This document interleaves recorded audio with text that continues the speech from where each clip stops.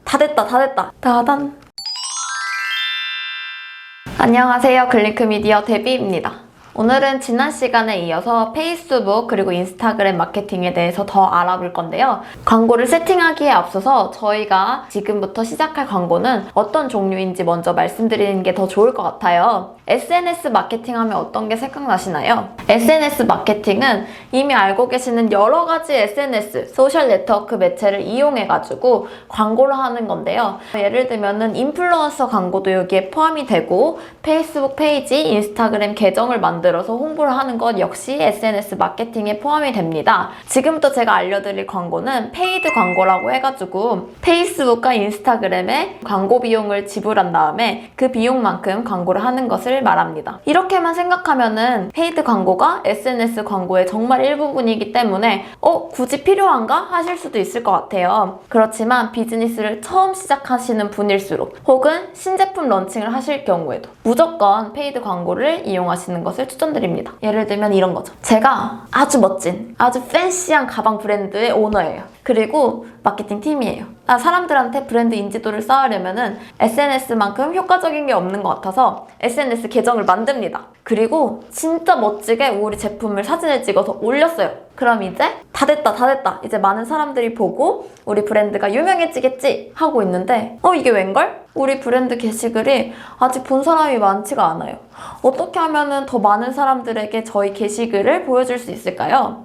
이럴 때 활용하는 것이 바로 페이드 광고입니다. 페이드 광고를 이용하지 않고 페이스북에 게시글을 올릴 경우에는 아무래도 페이스북 페이지를 팔로우하고 있는 사람들 그리고 인스타그램을 팔로우하고 있는 사람들에게만 노출이 되기 때문에 실제로 우리 페이지에 팔로워가 많이 없다면은 아무래도 많은 사람들이 못 보겠죠. 페이드 광고는 아마 많은 분들이 보셨을 거예요. 페이스북과 인스타그램에 이렇게 게시글 위쪽에 스폰서드라고 표시된 글들이 전부 다 페이드 광고인데요. 그래서 보통 스폰서드 광고라고도 명칭하기도 합니다. 이런 페이드 광고를 잘 이용하면은 저희 브랜드를 아직 모르지만 혹은 저희 브랜드 계정을 팔로우하고 있지 않았지만 저희 브랜드가 가지고 있는 제품에 관심이 있는 사람들을 타겟팅해서 운영할 수 있다는 장점이 있고요. 이렇게 페이스북, 인스타그램 페이드 광고에 대해서 짤막하게 설명을 드렸는데요. 이 페이드 광고를 앞으로는 페이스북, 인스타그램 광고라고 명칭할 거고요. 이런 페이스북, 인스타그램 광고에는 3가지 특징이 있습니다. 따단! 첫 번째로 앞서 영상들에서 말씀드린 것처럼 누구나 직접 캠페인 세팅이 가능하고 운영이 가능하다는 점이 있고요. 두 번째로 페이스북과 인스타그램 혹시 로그인 안 하고 이용해 보신 적 있으신가요? 아마 없으실 거예요. 왜냐면은 로그인을 안 한 상태에서 이용을 하게 되면은 로그인 하란 창이 바로 뜨거든요. 이렇듯 페이스북과 인스타그램을 이용하려면 로그인을 해야 되는데요. 이때 로그인을 한 사람들의 행동을 분석하기 시작합니다. 제가 만약에 인스타그램 로그인을 해가지고 요즘에 갑자기 가방에 관심이 생겨가지고 가방을 막 찾아봤어요.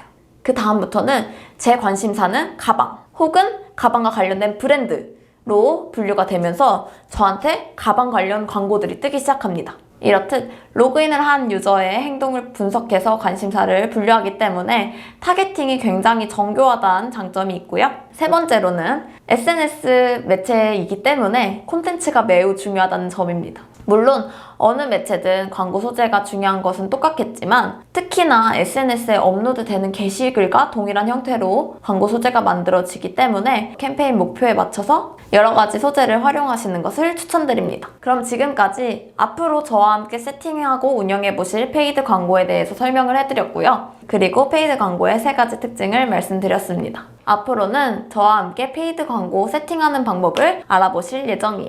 그럼 좋아요와 구독도 잊지 마시고 다음 시간에 뵙겠습니다. 안녕!